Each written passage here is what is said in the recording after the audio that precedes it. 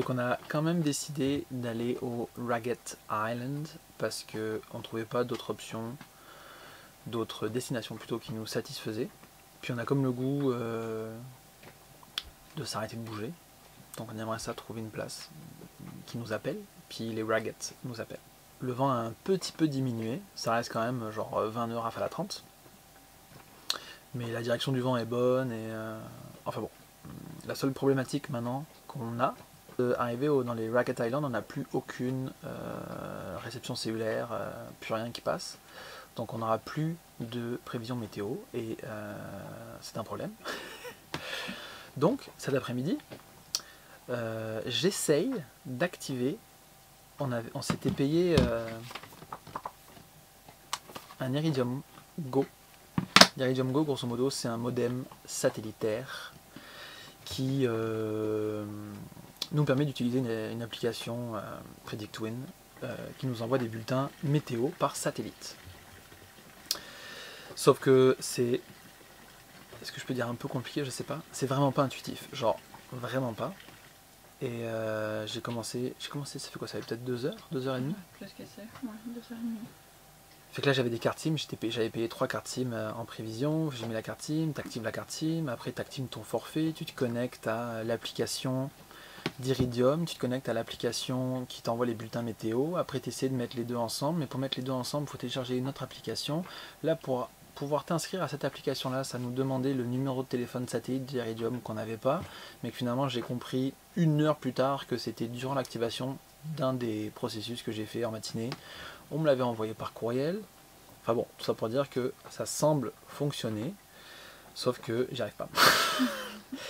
Donc le téléchargement du fichier qui est microscopique, hein, c'est 0.kilobit de le poids du fichier météo, donc pour vous dire que c'est rien. En 2023, en 2024, je pense que envoyer un point d'exclamation par texto, c'est plus lourd que ça. Ok, peut-être pas. Mais et j'arrive pas à le télécharger.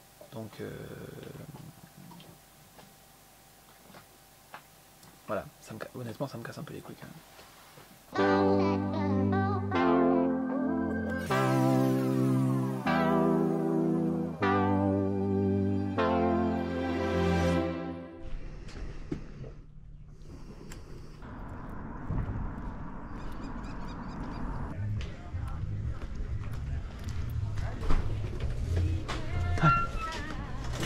Vachement surpris de l'épicerie.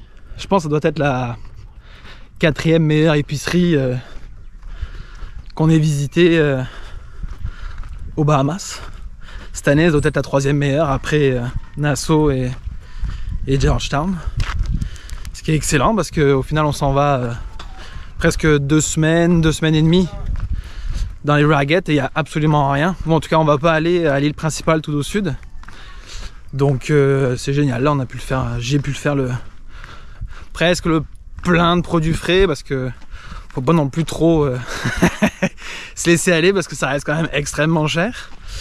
Mais on crèvera pas de faim. Voilà. Puis c'est vraiment nice quand l'accès est aussi simple. Là il y a un quai, un petit quai gratuit. L'épicerie est à 3 minutes de marche. Juste à côté du quai, il y a un endroit où on peut mettre les poubelles gratuitement.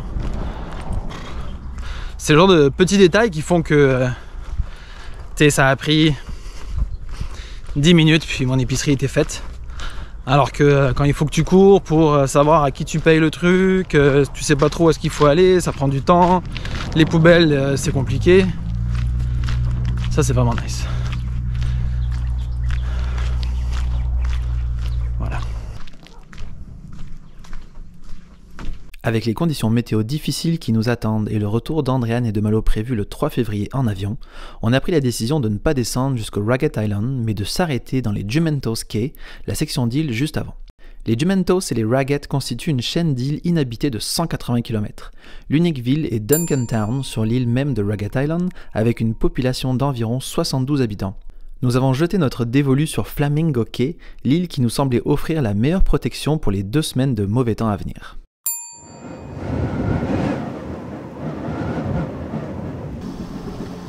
On est parti vers les Ragged Island. on est en train de passer dans le Comer Channel. C'est vraiment étroit et très peu profond. On avance vraiment lentement au moteur pour être sûr de ne pas s'échouer. Puis c'est ça, on devrait arriver vers 2h30, je dirais, l'après-midi. Et éventuellement, on va pouvoir sortir les voiles. Pour l'instant, c'est pas prudent.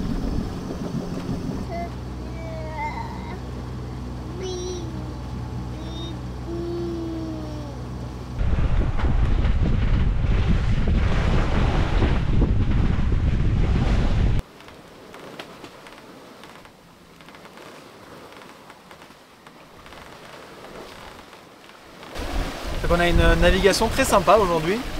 Là on est à la voile et on a entre 14 et 16 nœuds de vent apparent.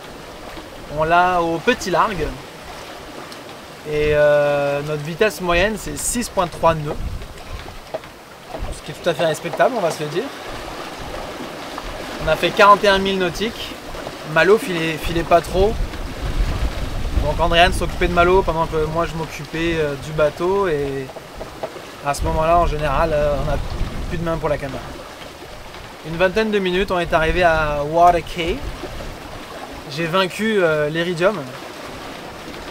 Donc on arrive à avoir la météo par satellite.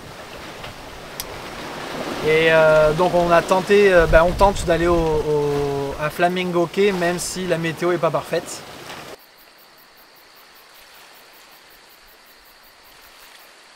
C'est drôle parce que on vient d'arriver, ça fait 10 minutes. Puis il a comme eu un mauvais timing avec Malo. Il s'est réveillé, fait qu'Andréane est parti essayer de le coucher dans la pince, dans la cabine avant.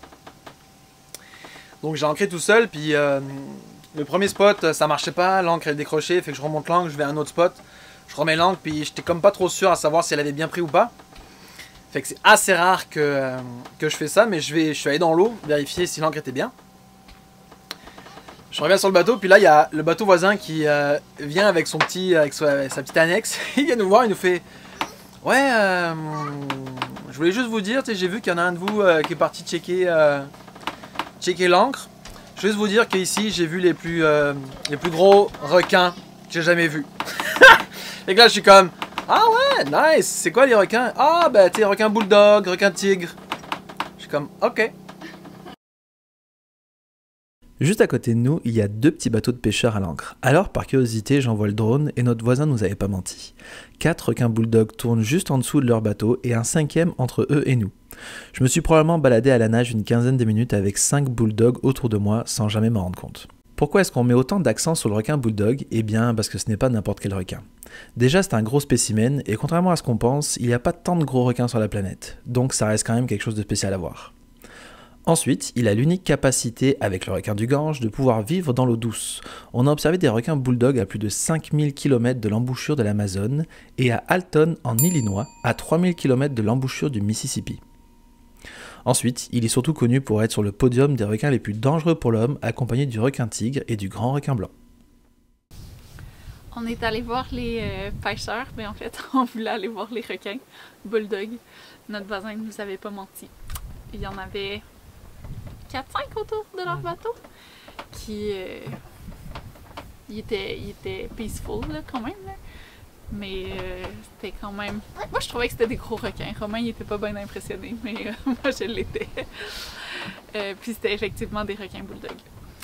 Puis on a parlé un peu avec les pêcheurs, puis ils nous ont dit qu'ils partaient 4 jours, mais ils sont dans des embarcations vraiment rustiques et minimalistes là.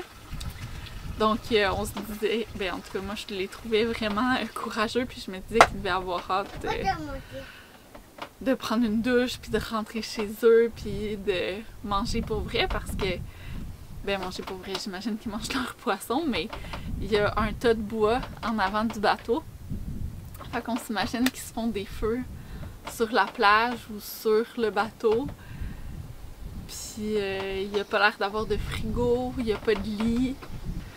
Donc c'est ça, là je me sens vraiment bourgeoise dans mon voilier de 35 pieds sur mon petit coussin à boire de l'eau mélangée avec du jus d'ananas là. Quand on est revenu de notre petite balade à la plage, j'ai envoyé le drone.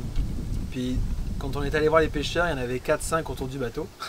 mais quand j'ai fait monter le drone, il y en avait, je sais pas, il y en a peut-être en tout, il devait y en avoir 8 ou 9. Mais ils étaient répartis à travers toute la baie. Puis, à travers toute la petite baie. Fait que il y en avait comme 2 entre nous, puis le bateau d'à côté qui est à 75 mètres. 4 ou 5 chez les pêcheurs d'à côté. Puis ça semble être que des bulldogs là. Fait que c'est.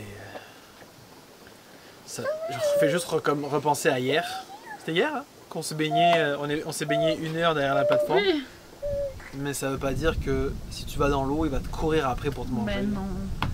C'est comme moi, je me suis baladé dans l'eau là, puis je suis allé voir l'ancre, puis il y avait plein de petits spots, des petites têtes de corail à droite à gauche, fait que je me suis baladé vite fait entre les têtes de corail là, puis j'en ai pas croisé un. Là. Toujours pareil là, c'est juste un prédateur et il est dans l'eau, il n'y a pas de raison qu'il ait peur de personne, fait que toi t'es là, il va te voir là, c'est normal. J'aurais eu le goût d'aller dans l'eau pour en voir un, mais là il y en a juste trop. Il y en a juste trop là, il y en a comme 8-9. C'est trop à gérer là. S'il y en a 3 qui sont curieux en même temps et qui veulent venir te voir. En plus Andréane, j'imagine, elle va pas venir avec moi dans l'eau. Donc tout seul c'est trop risqué à gérer là.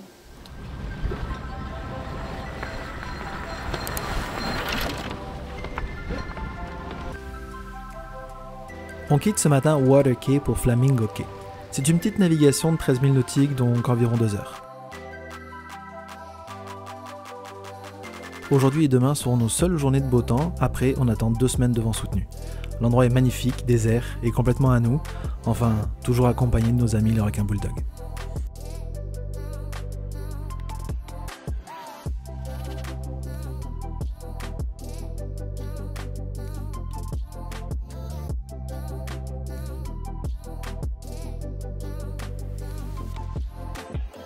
Fait qu'on est arrivé à Flamingo Cay. Ça va être notre ancrage pour au moins 1 semaine. Puis on pense qu'on va être bien là. Puis le seul petit hic, c'est que ça a l'air d'être le royaume du requin bulldog ici aussi. On en a déjà vu un ou 2 qui nageaient autour du bateau. Puis on est vraiment proche de la plage là. Comme moi, je pensais qu'on allait pouvoir partir du bateau à la nage pour aller à la plage. Ça va peut-être pas arriver. On va prendre le dinghy pour aller à la plage. Puis quand on dit qu'ils sont proches du bateau, c'est qu'ils passent sous le bateau. Ouais. Ils viennent voir. On dirait qu'ils sont curieux.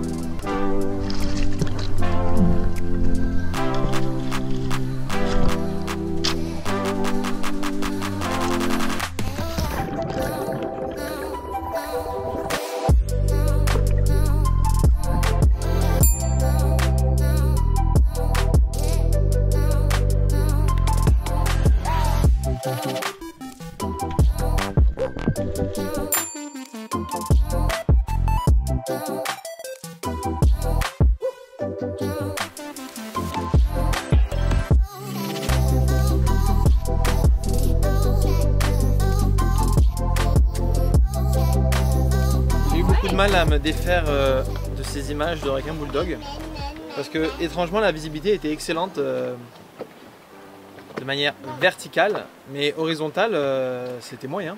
Je voyais pas très loin à l'horizon dans l'eau. Enfin bon. Du coup d'habitude je mets le dinghy quelque part puis je me balade avec la bouée. Je traînais le dinghy avec moi puis quand je pensais avoir un spot avec un poisson. Je lâchais le dinghy, j'allais voir mon poisson et je remontais. Donc, On a eu... Hop, hop, hop, hop.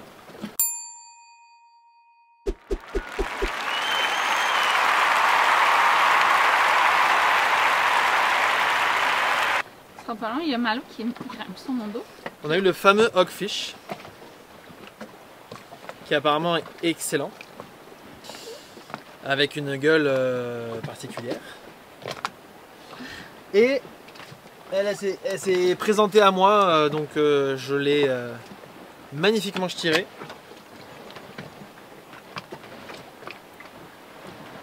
Ah ouais. C'est ça? C'est des rémoras? C'est quoi? Peut-être 2 barracudas. Non, c'est une énorme rémora et 2 petites. C'est drôle hein, quand on est à des endroits comme ça, là, les rémoras elles sont seules. Elles sont seules et elles squattent notre bateau. Bah, allez, tu le vois? Ben oui, je le vois. Oh là là là là.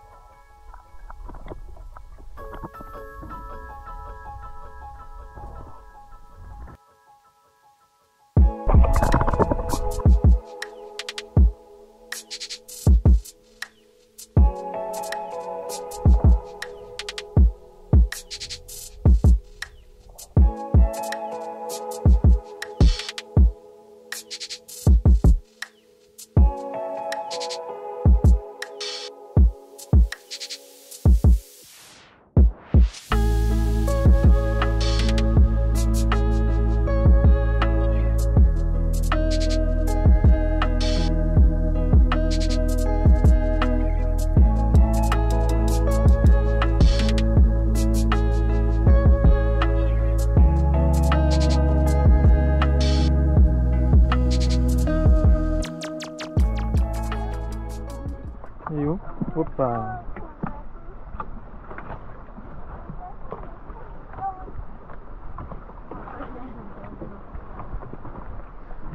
Malo, c'est quoi le requin?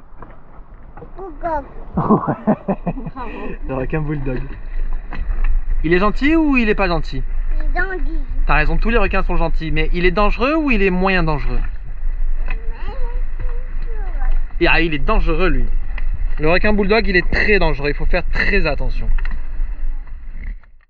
On a choisi Flamingo Cay comme ancrage parce qu'il y a plein de petites activités à faire sur l'île. Il y a plusieurs plages, il y a une randonnée, il y a une espèce de trou, là, caverne avec des petites crevettes rouges dedans comme il y avait à Long Island. Il y a un blue hole sur l'île, il y en a un dans l'eau, donc il y a de quoi s'occuper. Puis aujourd'hui, vu que le vent s'est pas encore levé, on a décidé d'aller en dinghy voir une grotte. On va voir à quoi ça ressemble après le popsicle des garçons.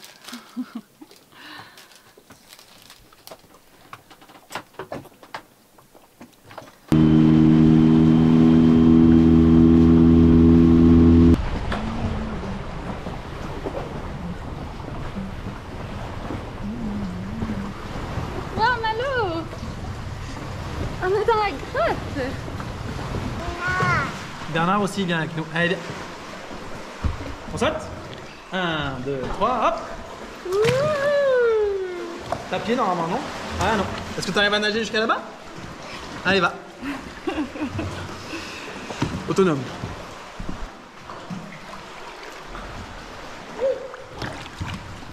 Est-ce que maman elle arrive à débarquer? Sans doute, avec élégance peut-être moins.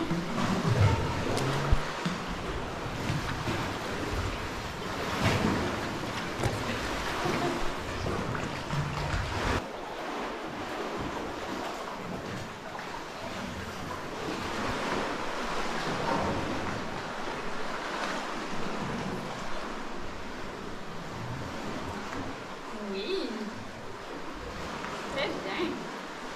Technique de remontée? J'aimerais pas moi. Tu arriveras pas? Non. On va devoir abandonner maman Mario.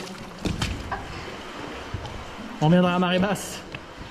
J'ai juste emmené Stinky par là.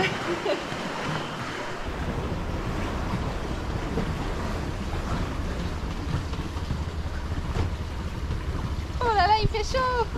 Oh oui. Il fait chaud quand même. C'est super beau, puis on a vu plein de bébés tortues et un balbuzard pêcheur. Très joli. Et Ouais. après. Oh, il y a même un petit papillon.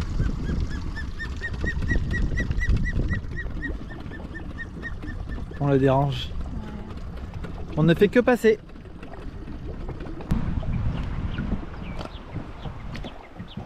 On va manger? Et dormir? Ça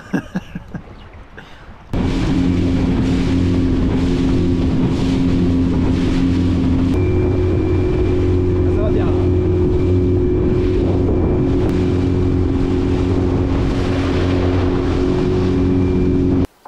Et ça c'est Dégustation. mon hogfish au complet. Au complet?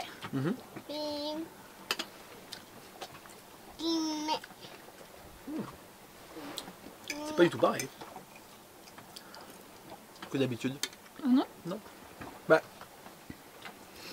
je veux dire, mon habitude c'est les carangues. Et c'est beaucoup plus ferme comme.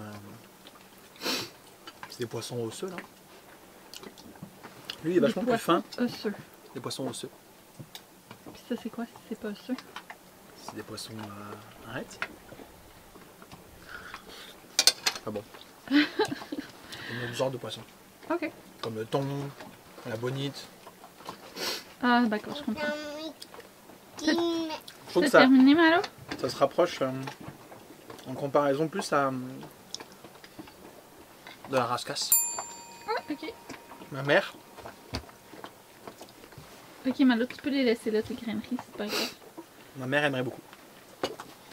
C'est particulier de se sentir coupé de l'eau.